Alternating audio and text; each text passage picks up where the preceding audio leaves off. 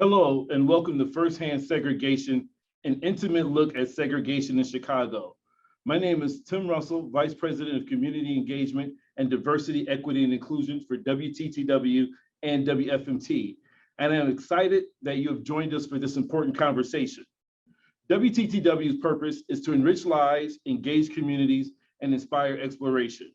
We are dedicated to extending the reach of our content into our diverse communities. Through content, events, community conversations, and educational and fun activities for kids and families, building tangible connections to our audience is a mission-critical endeavor and continue to inspire us to be Chicago's window to the world. In February, we launched Firsthand Segregation, part of WTTW's award-winning multimedia, multi-year initiative focusing on firsthand perspectives of people facing critical issues in Chicago. Throughout 2022, WTTW's Firsthand Segregation will put a human face on the impact racial divisions have on individuals, the city, and our region through a documentary series, expert talks, text and visual journalism in partnership with Southside Weekly, Invisible Institute, and our own WTTW newsroom, and community discussions and engagement in partnership with Folded Map Project and the Metropolitan Planning Council. You can find this content on our website at wttw.com/firsthand. In celebration of Asian American and Pacific Islander Heritage Month, we will explore the unique ways in which Chicago's Asian American communities have carved out spaces of safety and resistance in the face of discrimination through the expertise and lived experiences of our engaged panelists. Our commitment to showcasing content by and about AAPI communities is evident year-round. In May alone, WTTW featured more than 50 films by and about Asian American and Pacific Islanders, including 10 original films that address issues about AAPI hate and the loss of lives and jobs due to COVID-19 to the fate of Chinatowns across the country. We are proud of this commitment. If you miss any of these films, you can stream anytime on WTTW platform and the PBS app. Things going, I'd like to extend this very special thanks to the supporters of this project, who you can see listed here. Without the generous support of these donors, sponsors, and WTTW members, Firsthand would not have been possible. Now, let's watch a trailer for Firsthand Segregation, followed by Dan Protess, Firsthand Executive Producer, who will moderate today's conversation. As you look at the city, you can almost tell by the skyline, right, where the opportunity is. Segregation is deliberate when it's economically and racially driven. We're pushed out of certain neighborhoods. They pretty much let you know that they really don't want you here. It was very Mexican, but no black people. How do we figure this out? How do we become more participatory? Every neighborhood should reflect what our city is about. And it's about everybody, not just one race. Welcome, I'm Dan Protess, Executive Producer of Firsthand Segregation. And welcome now to our guests. Lisa Yoon Lee is the Executive Director of the National Public Housing Museum. Lisa also delivered one of our firsthand talks, which you can watch at wttw.com/firsthand. Hi, Lisa. Chris Javier is the Community Outreach Coordinator at the Chinese Christian Union Church in Chinatown. He's one of 15 people we featured in our documentary series, which you can also watch on our website. And Kalayil is the founder and board chair of the South Asian American Policy and Research Institute. And Seong Cho is the organizing director of Asian Americans Advancing Justice Chicago. And for all of you at home, you can keep an eye on the chat function on your screen. We'll be offering data there. And we also want to hear from you about segregation and the Asian American community. So I'd like to start, unfortunately, by talking about hatred and hate crimes. It's been in the news, it's on all of our minds. And of course, hatred can be a cause of segregation and also an outcome. So all four of you are doing really exceptional work to confront hatred. Chris, I want to start with you. There have been these high-profile hate crimes against Asian Americans and African Americans, of course, as well, throughout the country. But actually, the attacks that have happened here in Chicago's Chinatown haven't received the same kind of attention as maybe the attacks more recently in Dallas. Bring us up to speed on what's happening in Chinatown now. Yeah, so first of all, those hate crimes, we've been seeing those for years, and that's been building up a sense of fear, a sense of anger, I think, in our communities. And so even as we were addressing pandemic needs, we were paying attention to what was happening on the East Coast and West Coast. And if you've watched or come across any of those videos, they're difficult to watch. And I think what makes them most difficult is, one, we don't understand, what goes through somebody's mind. A lot of it is our elderly. We see video after video of Asian elderly just being attacked, sometimes robbed, but sometimes just attacked for no reason. Nothing's taken from them. And most recently, in December, there was a brutal murder that occurred even in Chicago's Chinatown. And so I think for the people in our communities, there's still a lot of fear. There's still a lot of misunderstanding. And in relation to that, there's a lot of responsibility, I feel, on our community organizations, our churches, our first responders, our government, to really step up and to address it. And so that's what we're here for. We're here because we're playing a role in that and trying to combat that in our own ways. And Chris, we saw you confronting these issues in the documentary for which we followed you, and we should have a look at that now. We followed you on a safety walk. Let's have a look at the clip from our series, which you can watch at WTTW.com/firsthand. We wanted to make sure people feel safe. We address that through doing safety walks, warning the elderly, hey, this is how you keep yourself safe. Don't be on your phone. Don't be anywhere alone. Be with people. See, they have cameras here. That's good. That's a camera right there. Yeah. So that's good. We built home surveillance because elderly were getting targeted for scams and also for break-ins. They can stop the crime. Just behind you, somebody's Yeah. You saw it. Next door. Yeah. If you guys had any kind of cameras back there, and we didn't see any, that would help.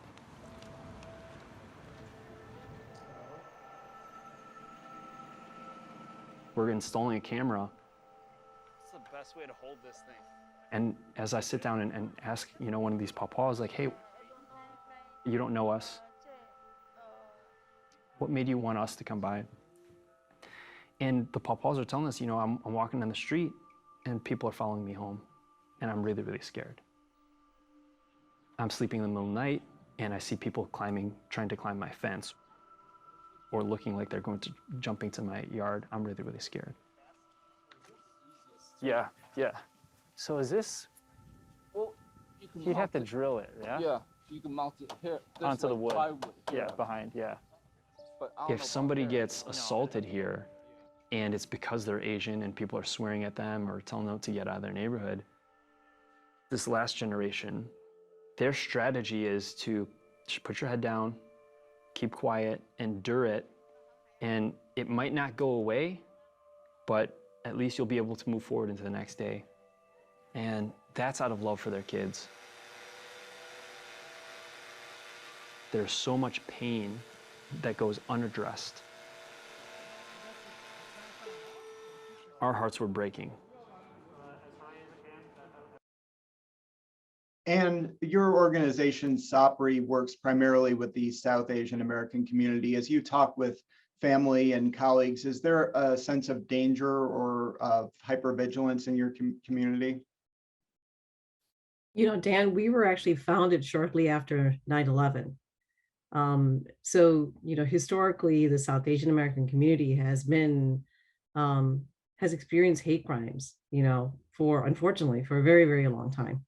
Anytime there's a foreign policy incident, anytime there's, something that happens, overseas, our community gets victimized. And one of the problems that we are facing is, and this is something that SOPRI is working on. It's called SOPRI Against Hate Initiative. What we're trying to do is to educate the community about documenting, hate crimes, because ironically, if you look at today, if you look at how many hate crimes are reported in the South Asian American community, it's like it's like almost nil.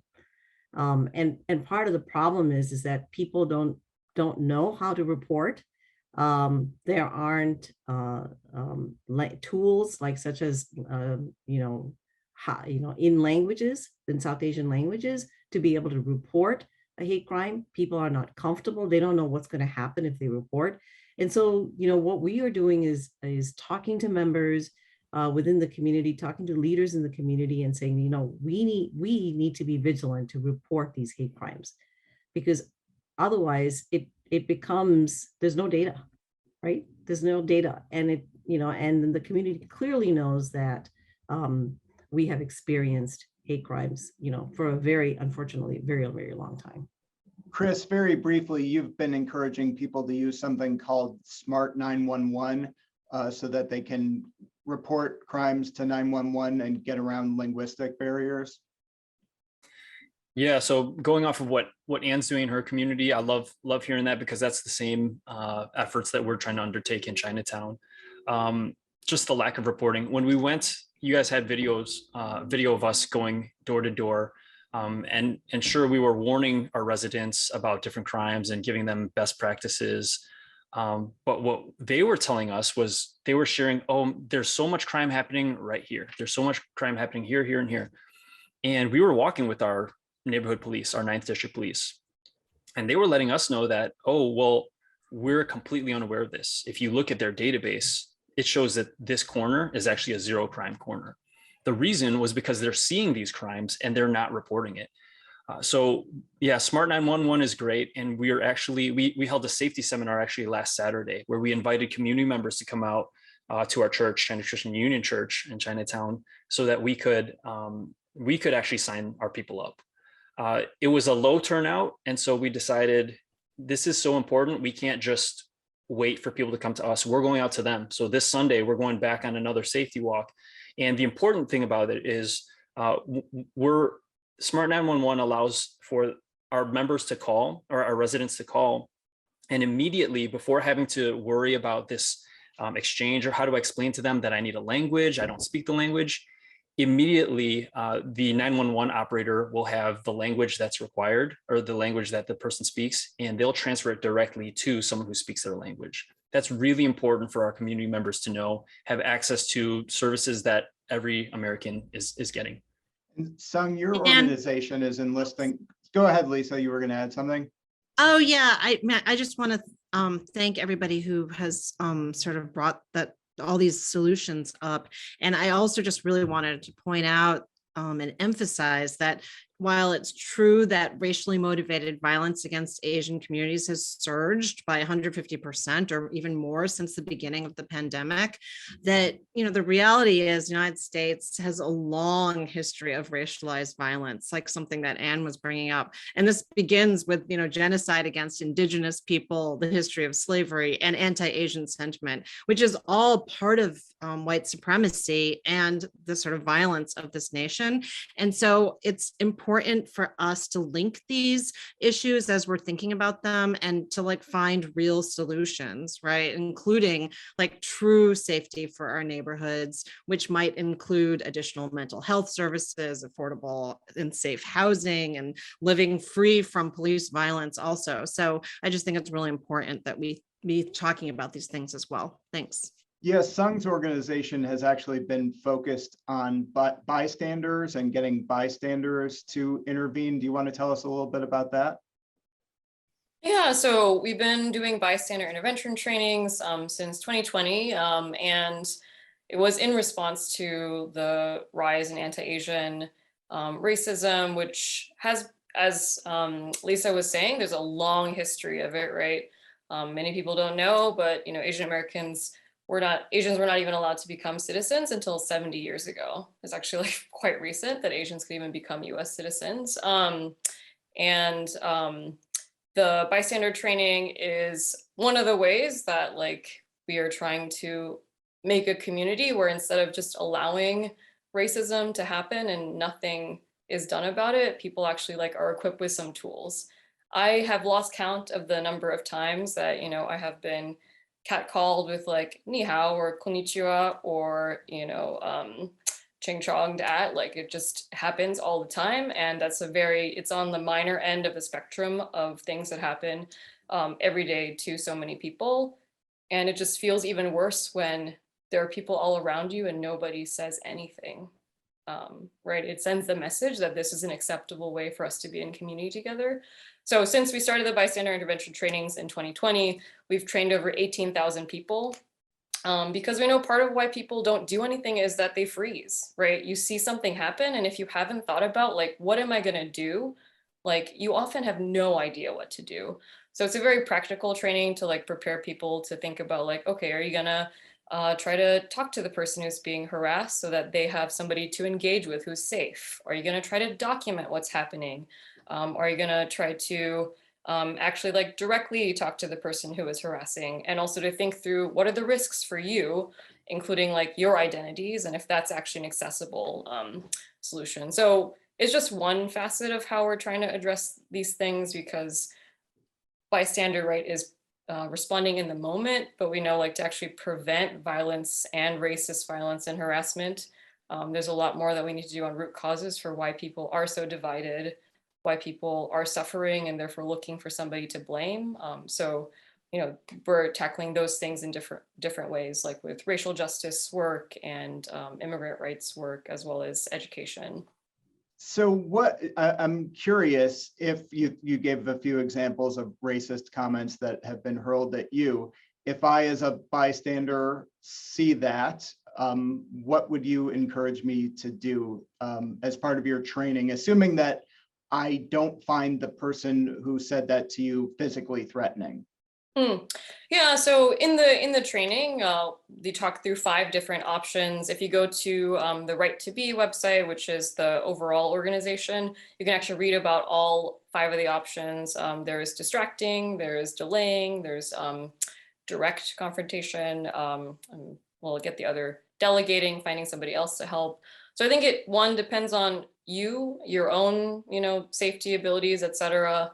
But in my case, when I think about it, like, it would have been nice if just a community member like talked to me, instead of just sitting there while it was happening. Like if they just like checked in on me and said like, hey, are you okay? Like that would have been huge, right? It's like, I saw that happen, right? And this is not just anti-Asian racism, but any kind of marginalization of racism, right? Whether it's anti-Black, whether it's anti-trans, it's actually like checking in on somebody or doing something or responding in some way that sends a message that like, I'm not looking away. Like I know that happened and I know it wasn't right.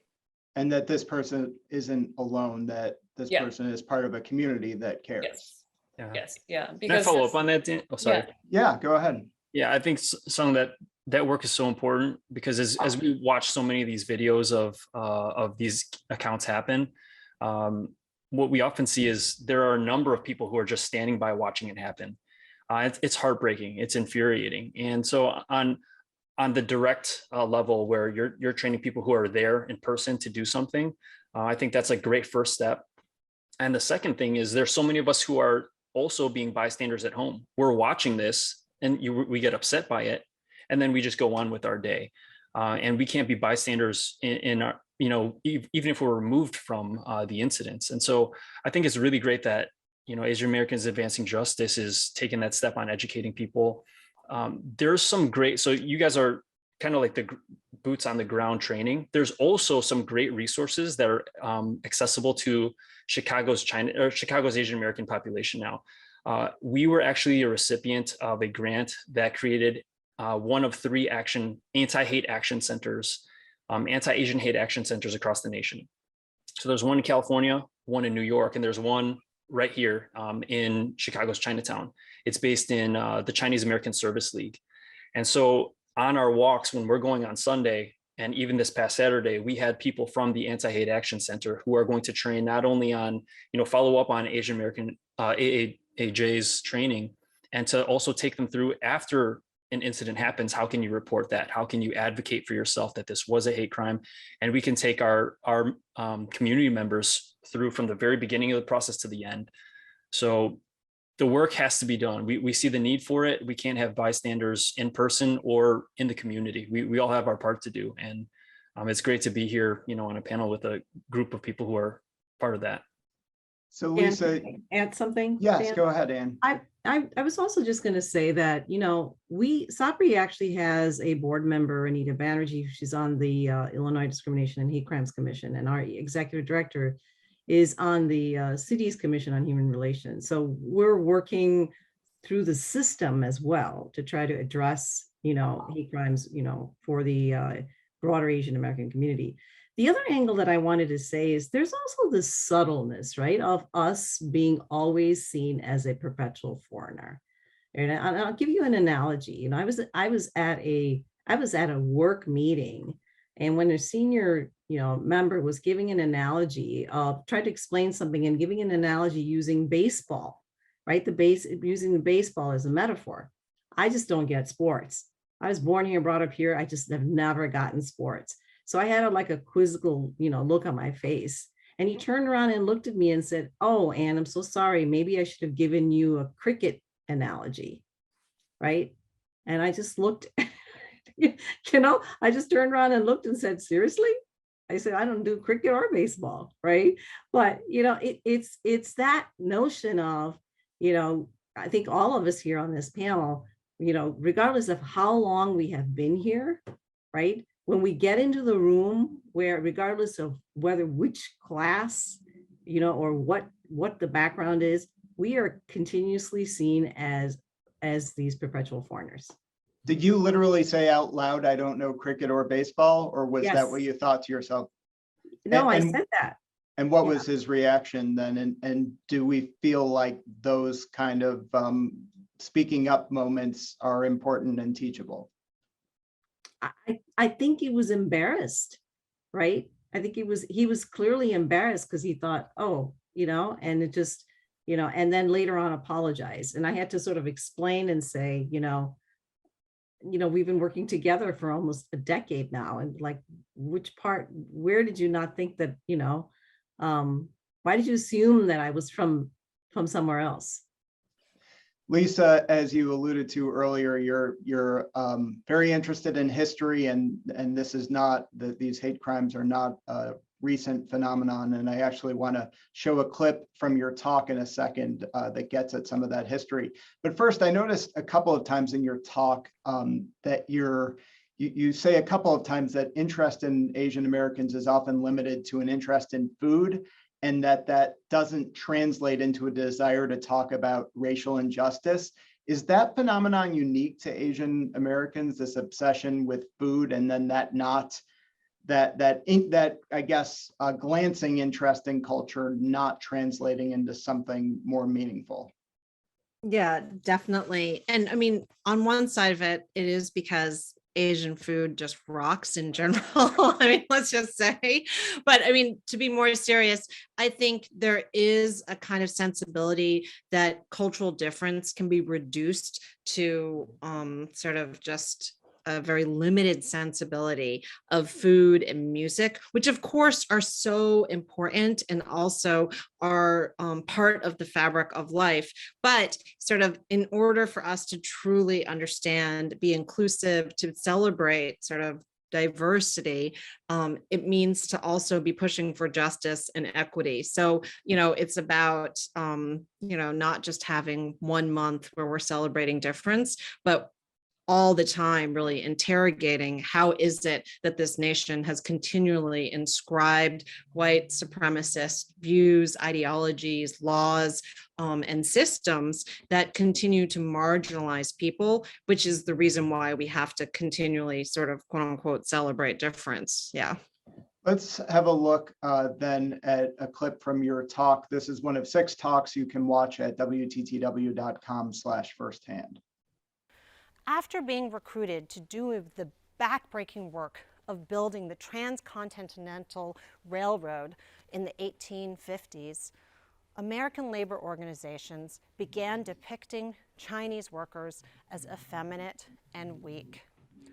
In 1908, Samuel Gompers, a hero of the American Federation of Labor, released a racist and well-received treatise entitled Meat versus Rice, American Manhood Against Asiatic Cooleyhood. He grounded his xenophobia and also his anti-Asian sentiments in a culinary idiom, you are what you eat.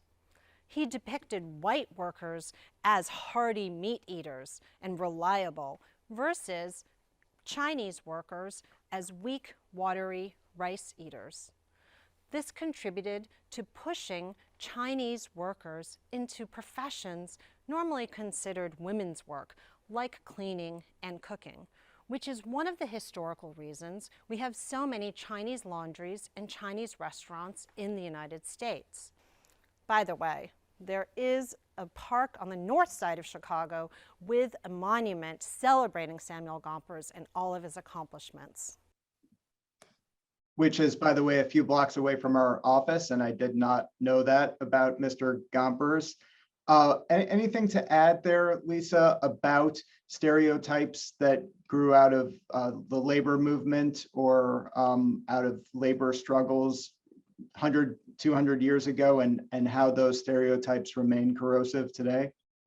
Yeah, I mean, I think what's really important is to understand that the sort of built environment that we have today, the reason why there are so many sort of Chinese restaurants or Chinese laundries, they're deeply grounded in history. And it's really important for us to go sort of upstream. And for that, for me as a historian, that means going back in time and asking, like, why are things the way that they look? And so organized labor, which I want to say has played an absolutely key role in struggles for workers' rights and social justice, right? So that's like undeniable. But at the same time, labor has often been mobilized in racially exclusionary ways. And it's not only mirrored and reinforced, but also re-inscribed white supremacy in the United States. And so Samuel Gompers, which, you know, he had done many things for American Federation of Labor, but at the same time, we have to acknowledge that those gains that labor made were at the expense of a lot of people of color. Because not only did he have that pamphlet about meat versus rice, but they shortly followed up that pamphlet with something called meat versus corn, which was against Mexican labor. And so this is like a kind of trope which has continued and has been reinscribed over again. And you talk about some more recent history, your parents' generation, where immigration quotas actually really narrowed the opportunities for people to come to America and prosper. Oh, yes. So, you know, it's, you know, as it was mentioned earlier, right? You know, historically, we have been discriminated against, you know, coming into this country. So, you know, my parents came here in the 1950s, and that was prior to the 1965 Immigration Act. And so there was only 100 visas allocated for the South, you know, for South Asia. And so, you know, coming here, in fact, it's really interesting. You know, we did this oral history project of South Asians who came here between 1945 and 1965.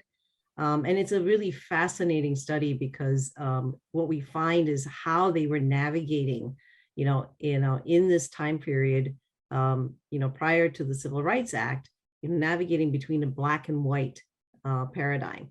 And so many women were told to make sure you wore your saris or you wore your ethnic clothes so they could stand out, right? And you know, it was just a really, really interesting to find out, you know, what the community actually faced. And so we stand on those pioneers who came here at that time and even before.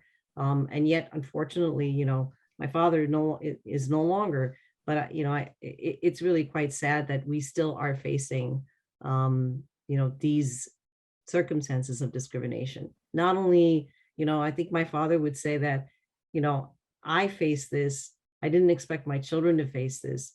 I clearly did not expect my grandchildren to face this sort of discrimination and becoming victims of hate crimes.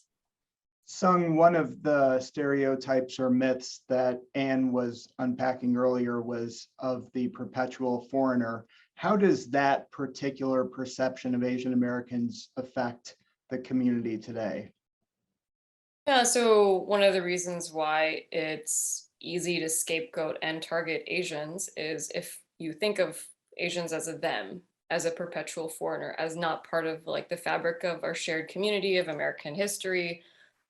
It's easy to fall into the traps that politicians like Trump and also other folks have been using for a long time, of like blaming, China, or calling it the Kung flu, and like, vilifying an entire group of people. That's happened many times. Islamophobia after 9/11. So if you're not seen as like a fully equal human member of a shared community, like it will make you so much more vulnerable to thinking like, oh, like maybe what they're saying is right. Maybe like this is why, our economy is suffering.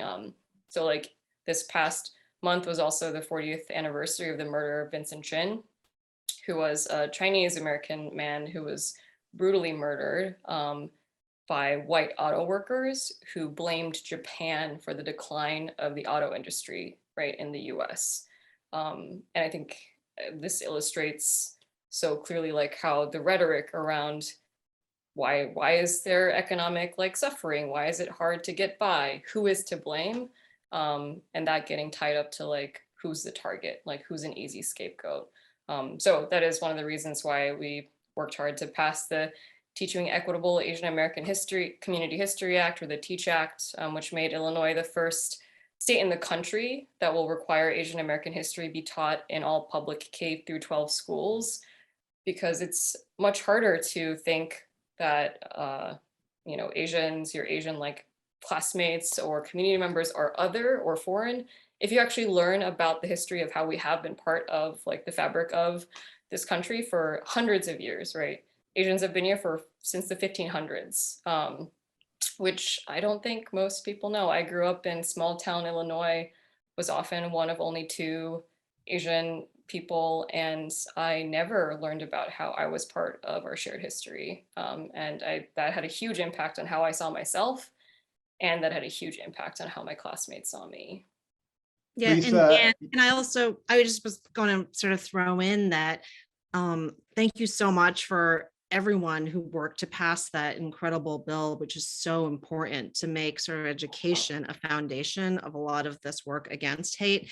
And I think that something that people will see too is that while Asians have at times been scapegoated and sort of seen as barriers of disease, whether it was the bubonic plague in the early 1900s to coronavirus now, that there's also been moments where US sort of foreign policy was sort of courting Asian Americans and wanting to display Americans as the so-called model minority, right? And sort of this docile, sort of high achieving sort of immigrant group, as a way of making us surrogates for white supremacy and pushing down brown and Black people, and making, I feel like that part of understanding how the inconsistencies, the contradictions of white supremacy have like these deep roots. And so all of these stereotypes need to be questioned and challenged, and understand where they come from, and also how they are deployed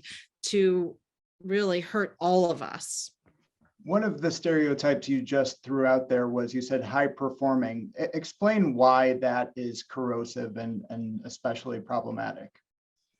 Well, one, there were very restrictive immigration laws at different times of our nation, which allowed certain Asian Americans in, right?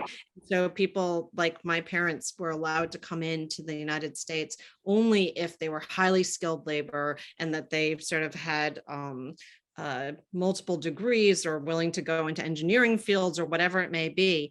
And then when they enter the United States, there's the sort of other mythos that is perpetuated in the US government and our sort of mainstream narratives, which is a kind of Horatio Alger, pull your bootstraps, pull yourself up by the bootstraps kind of mythos, right? And then Asians who, for example, have come in highly educated with means, with connections, are pitted against people, for example, African Americans who have been, racially discriminated against, disinvested through redlining or other forms, and then compared and contrasted against one another to sort of say, oh, why can't you achieve this if Asian Americans have achieved that, with completely disregard to the differences of people's backgrounds, how they came, and what they're able, their education background or otherwise. And so pitting us against other diverse groups has been a strategy of sort of divide and conquer for a really long time in the United States. Chris, yeah, go ahead. Yeah, and just a quick add as well, that it also erases and flattens the differences within the Asian diaspora and community. Like Asian immigrants in the US have the largest wealth disparity of any racial group between the poorest and the richest, and the model minority myth completely flattens that experience, right? I think because of the model minority myth, this impression, I think many people will be shocked to learn that there are approximately, probably more now, 1.7 million undocumented Asians in the US, right? People that story completely gets erased by that story. So we're not only pitted against other communities of color, but even within the really large Asian diaspora, just how we're comparing against each other, what we're seeing as who is worthy, who's successful. It's just so corrosive on so many levels. That's so important. I mean, people just don't understand that there's 20 million AAPI different groups in the United States, and that there's 45 different national origins, and we speak 100 different languages. And it's exactly right what Seong said, is that the model minority myth is sort of held up to sort of not provide resources to Asian American communities that actually need them also. And I think that's just really important work that has to be done to sort of shatter that mythos of one homogeneous group. Chris, another myth that Lisa touched on was on Asian Americans as being passive. And you suggest that potentially some of the hate crimes that you're seeing in Chinatown are a direct result of that perception from other communities, that this is going to be an easy target. Is that right? Absolutely. And, I do want to push back a little bit. I've heard a lot in this discussion tonight, and I think for the past couple of years on a lot of our, the hate crimes coming against us being from the white community, and white supremacy being, the ultimate enemy that we have to unite against. What I'm seeing though is, Chicago's a city of neighborhoods. We're a city of different pockets of cultural centers. And if we're looking realistically at these pockets of neighborhoods, just because we're all people of color, just because a couple of neighborhoods are consist of people of color, doesn't mean they play well together. And the unity that we speak towards, I don't think it's necessarily there. At least, that's the feeling on the ground, on the streets in my neighborhood, and in other neighborhoods as well, is that the unity that is ideal and that we want to work towards, it isn't there. And I'll give you an example. So I do a lot of community work in Chinatown. I'm also a high school teacher in the Northwest side. I teach at a high school that's predominantly Hispanic, and then there's African American, maybe 1 or 2 Asians in every class, and very few white students there. So you would think, by the discussion we were having tonight, it must be easier for an Asian, individual here because they're among fellow people of color. There's different connections that they would have there. And I would say that there's still difficulty there. There's still difficulty being the only one in a different culture. There's a lot of people from other minority cultures that would look at Asians and the food that we eat, even the way that we look, people coming in from the country with a different accent, as the other still, which is why I think the Teach Act is so important, because we're not just targeting racism, white supremacy. what we need to work towards is a unity. And to work towards unity, there has to be a common understanding. So for every student in Illinois, to get this education is really important, not just targeted at, at white students, but all of our students. And it's important that we're learning from other communities as well. And, we speak towards what's happening in Chinatown. We play a role in that as well. It's not just us having to educate everybody else. They should come to learn about us. We've talked a lot tonight about the issues that we're facing, that Asian Americans are facing. The truth is we're part of Chicago. The issues that are facing our entire city, we need to be heartbroken by as well. So there was a murder in Chinatown December we talked about. We should be heartbroken by that. But there's murders that are happening in the West and South Side. We should be heartbroken by that. When there's murders happening at the Bean, at downtown, we should be heartbroken by that. And what all of this heartbreak should do is it should drive us together. Not picking out one group and saying, you are the enemy, let's unite against you, but to say, how do we come together, work together for there to be a whole piece? Because that's what it's going to take. It's not going to be able, we're not going to be able to unite with other people against, we're going to have to unite everybody and together. And so I think we need to look realistically at the felt experiences of Asian Americans on the ground. And so, Dan, your question about what do we do? Like, what's the response? I think there's a responsibility for us to step out into other communities, to learn about what they're going through from their context, not just asking them to share about us, but going there to learn about them and exchanging ideas back and forth. And I just wanted to also add, Chris is so spot on. And, both Song as well as Lisa had mentioned about how diverse our communities are. And so, there is this dominant knowledge, right, about our community. And as we're looking to implement the Teach Act, it is so important that we have an opportunity to sort of rewrite our history, and that history is told in our own voice, right? Otherwise, what we're doing is we're just repeating what, for example, a curriculum that was then created and developed by, those in power who then have these notions about who Asian Americans are, and that gets taught in. And just, there's a little fact that I don't, probably not too many people know about this, that what the Teach Act did with the leadership of the Advancing Justice is really quite amazing, and kudos to our State Senator Ron Billyvalum and State Representative Jennifer Gong Dershowitz on, and actually pushing this through and to mandate this unit of curriculum. But until 2003, in the Illinois State Board in the ISBE code, Asians and Asian Americans were not even mentioned, right? That code basically said, you need to teach the history of all these communities. And it mentioned, all these communities, but we were not there. We were not even in there. It's in 2003. And it was State Senator Barack Obama who worked with us, right, to actually introduce SB 890, and we worked with him, and he got that. The intention was to pass a unit of curriculum, but it was only, and at the time was not right. And so what he was able to do was actually add Asian and Asian Americans into the code, right? And so we have a lot of catching up to do, and it is so important that even amongst ourselves, right, to be able to understand our own histories and making sure that those histories are told in our own voices. That really is important.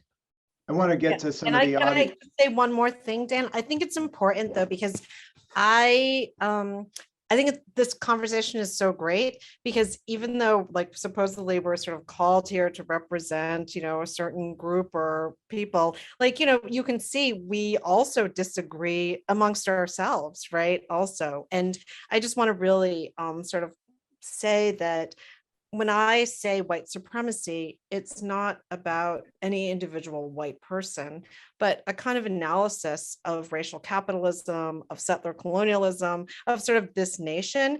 And that is either we don't share it or share it, but it's like important to not just say, right, like what we're against, but also what we're for and sort of what world we're going to be working towards. And I think Chris is exactly right. It's like the work that needs to happen is us coming together and, you know, challenging one another and reimagining what it means to be living together on this earth, like in the time of global warming, in the time of so much racial injustice. And like, that's what's at stake. Yeah. I want to actually jump ahead and I think that tees up another clip of your talk, Lisa, in which you describe cultural hubs like Chinatown or Devon as places of empowerment and sites of resistance. Let's have a look at that clip now. This is from one of 6 talks you can watch on our website, wttw.com/firsthand. Government policies like redlining and racial covenants prevented too many African Americans from their self-determination and deferred their dreams of where they could work, live, and build a home. But there are also spaces of self-segregation for all people of color. These are places of empowerment, of safety, of collective joy, where people could choose to be themselves with people who looked like themselves without fear and without recrimination. These are spaces that have had a long-lasting impact on every aspect of US life, from the music that we dance to the food that we eat, to the art that we view, to the way that our cities look and feel. These are places of comfort that can be understood as sites of resistance against homogenization and against the push to act more American, which too often is code to eat and to perform and to act white. Lisa, there's a lot to unpack there, but specifically, there's something you say, these are sites of resistance against homogenization and against the push to act more American. Explain what you mean there. Yeah, I mean, in the United States, there sort of the idea of what it means to be normal is too often a definition of sort of white America. And people of color are sort of seen as other, as seen as different, as sort of seen as, something which is actually marginalized. And to sort of flip the script and to create sites of resistance against the so-called normal, where when you go to Chinatown, for example, and there's a kind of majority of people who look and sort of speak your language, who have customs and cultures which resemble things that are sort of similar to things that you've grown up with, is deeply empowering. And I know that sometimes there is like an effort to move away from, like, of course, segregation is bad, but forced segregation, which ends up disempowering people either economically, socially, culturally, or political, is something that we all need to fight against. But a kind of chosen segregation where people can live and play and work together and to feel empowered is something that I think is deeply American, deeply part of a radical democracy, of agency that we can grant people, and something that we want to celebrate. And like Chris said, I mean, Chicago is a city of neighborhoods, and that's something that I love and adore about Chicago. What I don't like about Chicago is if you were to look at the heat map and see where resources are distributed and how unequally they're distributed amongst these cities of neighborhoods. And that's something that we should be fighting and addressing, and other kinds of diversity and other kinds of segregation, which are chosen, really can be celebrated. Chris, you say in your story that when you're in Chinatown, you say, quote, there's a comfort in knowing that you don't have to explain who you are in every interaction. I think that's really powerful. Explain what you mean there. Yeah, I think it's similar to what Lisa was talking about. It's a place where you can retreat and you're around people who understand your culture. It's not something that has to be, you have to take extra steps to explain. But on top of that, the great thing about Chinatown and what we're seeing now, like in the political landscape, is it becomes a place where you can centralize. You can centralize the concerns of your people that nobody else really has their fingers on that pulse. And so what we're seeing is I know the term self-segregation, I always cringe a little bit at that, just because I know the term segregation carries so much like negativity with it, and so I think there's maybe this connotation to it that we're closing off, that we're becoming like isolationist. And I think to the contrary, when we get together and we centralize and we raise up our voice, we can really speak to the needs of the people who aren't spoken for. And I was doing some research on SOPRI and your organization.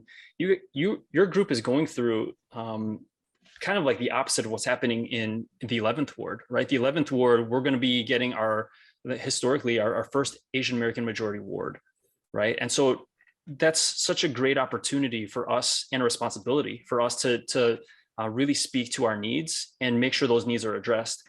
However, in your area, what you're seeing is that your voice is split between different wards, correct? And so we see that lack of centrality as, your voice becomes smaller because you're just a sliver of what it could be. And that's a big group that really needs your voice to speak out. And so, I know that there are some people who would accuse Chinatown of being isolationist. I would say quite the opposite. Like when Ann said we've got some catching up to do, we definitely have some catching up to do, especially politically, right? So having Nicole Lee appointed as, the first Asian American female alderman in Chicago, super important. It was historic and very powerful. But in 2023, we're going to have the opportunity and the responsibility of going through the democratic process and raising up our voice to say, this is who is not appointed by a mayor, but this is who our ward is choosing that can really address the stated needs. And so, I don't ever want to get to a place where we're apologizing for centralizing and just trying to represent and address those needs holistically. And I think Ann probably understands that better than anyone else in the work that she's trying to do. And what does it mean to the community there that it's split into wards? We're split into wards. We're split in at the county, districts. We're split into state, at the state districts as well. What that means is that we don't necessarily have the leveraging power that we do with our elected officials.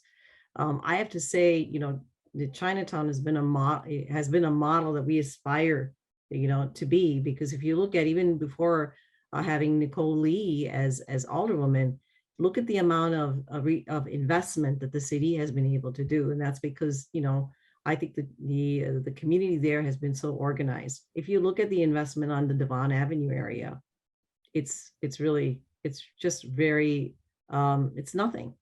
It's nothing. It is if you look at the revenue, this just in terms of the tax revenue that the Devon Avenue brings, much more than many of the streets actually on the north side of Chicago. Yet if you look at the investment that's made on Devon Avenue, it's really pretty dismal.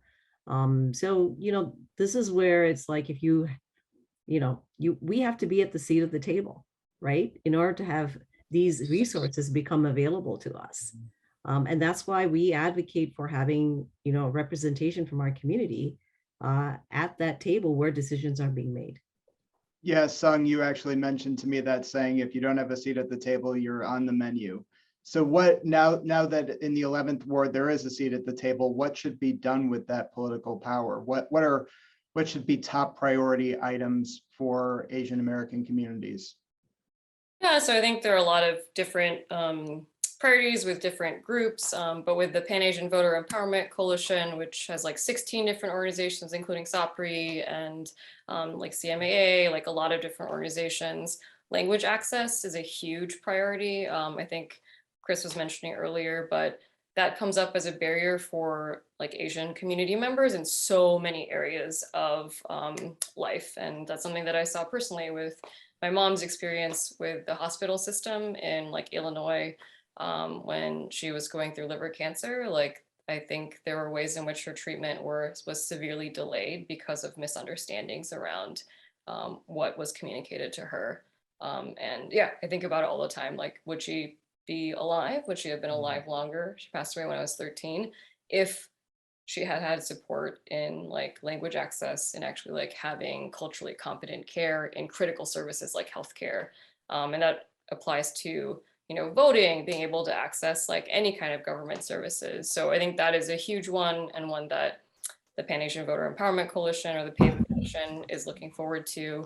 And yeah, I think teach implementation is a huge one as well, because we know passing the bill is one thing, but getting it to actually impact the lives of the people it's for, like the 100,000 K through 12 Asian American students is another. So we're working hard on providing teacher professional development trainings, like curricular resources, so that teachers can like really run with it in the fall, and it actually will, you know, change people's lives. So yeah, I think at Advancing Justice, our like big North Star is moving towards racial equity. So that means working in deep solidarity, not only within the Asian American community, but also with all communities of color. And yeah, I think like long-term, for us, we do believe that like more policing and more criminalization is not the answer, and that we want to work towards long-term solutions that, you know, will take more, right, more resources, but actually will tackle more of the root causes of like, why is there so much like suffering and violence? Some things like mental health resources, actually like having housing and like ways for people to have good lives, right? Because I think it is usually not folks who are having like, you know, a good, healthy life who will go find somebody to target and hurt, right? There is usually some pain there. The saying, hurt people hurt people. So yeah, and there's also been, you know, a history of policing and criminalization hurting the Asian and immigrant community as well. So I think that's something that we think of long-term is like, what is it going to look like to actually really nurture like unity and safety and like, you know, equity across communities.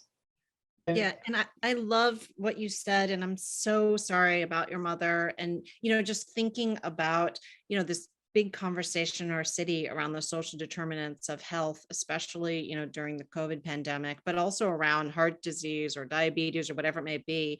It is that as more Asians are elected, I feel confident that kind of progressive values, a sort of expansion of solidarity with African American communities, with Brown communities, will be like on the table for us to have a conversation about how to create a better world, not just for Asian Americans or a city for Asian Americans, but for all of us in the city, which is a kind of majority minority city, right? I mean, and so I'm excited about that. And I just want to give a little shout out to a group in Chinatown called People Matter that is doing also anti-Blackness work in Chinatown and really showing the kind of diversity of Chinatown also, because even as it is a place of empowerment, there are a lot of different people who live there in close proximity. It's like a beautiful part of Chicago where the lines blur really also seamlessly, expand into Bridgeport, you know, where there's also a lot of different neighborhoods. And so, yeah.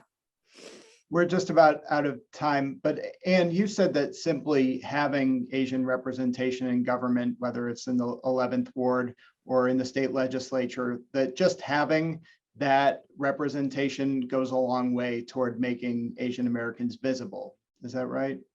Absolutely, because I think now we feel like we have a voice, you know, and I do want to say that, you know, we used to have Alderman Amaya Pawar, right? And he was the first Asian American to be in the city. And now we have Nicole Lee. And though she represents her constituency is Chinatown, as the sole Asian American, right, in the city, in the city council, she actually ends up representing all of the Asian Americans, you know, in the city of Chicago, whether it's on Argyle Street, whether it's on Devon Avenue, you know, and that's a huge, huge burden to carry. You know, I say that way, just to have one person, right? And all of a sudden now representing everybody. So we need more representation. Dan, can I just add one more thing Yes. there? In terms of representation, I would say too that just having representation, absolutely great. Going from 0 to 1, it's an infinite leap, right? However, I think too, authentic representation. We can't just settle for having somebody up there that looks like us. We need to have somebody up there who really understands the needs and the wants of the people.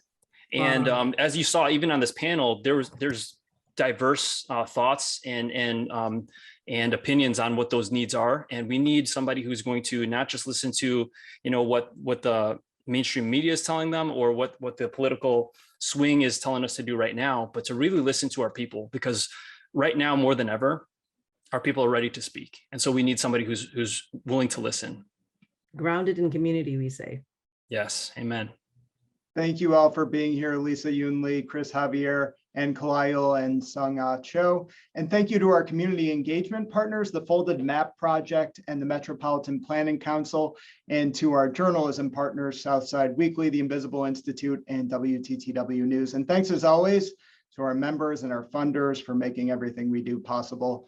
And a reminder, you can watch the entire Firsthand documentary series on the PBS app and at WTTW.com/firsthand, where you'll also find expert talks by Lisa and others, text journalism, a discussion guide, and more. Thank you all for joining us, and have a good night.